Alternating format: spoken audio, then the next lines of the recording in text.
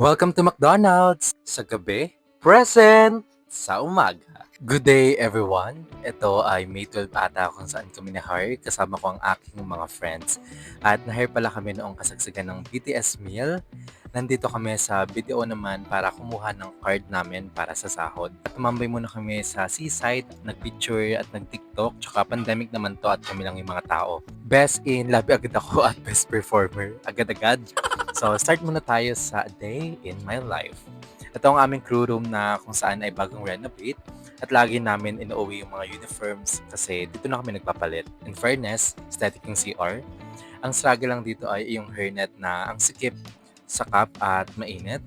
Siyempre, need din ng mask dahil bawal pa rin ang walang mask. Ito naman ang aming locker na hindi mo pwede gawing pagmamayari pero nilalagyan ko ng susi. Ito naman yung nakapasok na kaming apat sa iisang shift pa lamang kasi after nito, di na kami magkakasama ulit. As a working student, tulog na agad. Ito naman ay yung nagpa-booster kami na nag-provide yung store namin.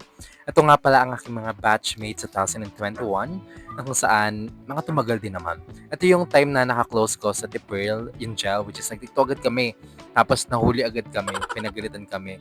Kasi wala tong customer kasi pandemic pero bawal pa rin yun.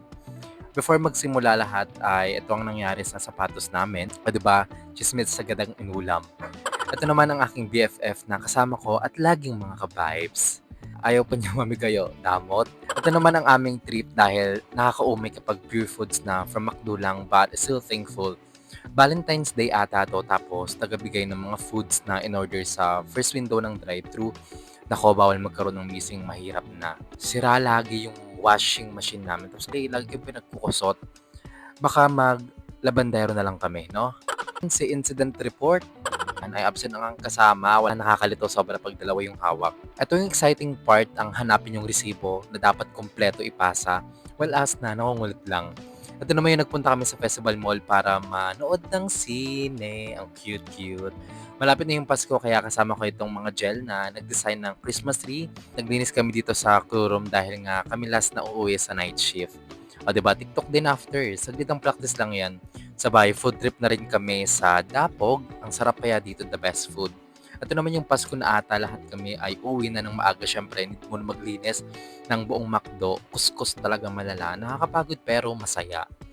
O diba, summer na. Ito yung pumunta kami sa Aurora Festival sa Pampanga para manood ng 2 days concert. Ito yung time na nagpa-practice kami para sa isang competition at mala flight attendant ang datingan. Siyempre, swimming na naman kasi kasama ko yung mga kabatch ko.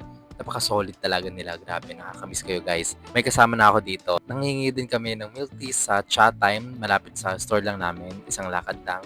Ito naman ay ang nag-inuman kami sa bahay namin na kahit masikip ay wala silang arte. Love you guys. Ito naman ang aking first ever shoes simula na masunugan kami, which is birthday gift sa akin ni Luis. Back to work ulit syempre at after naman ay nagpares kami dito sa palengke.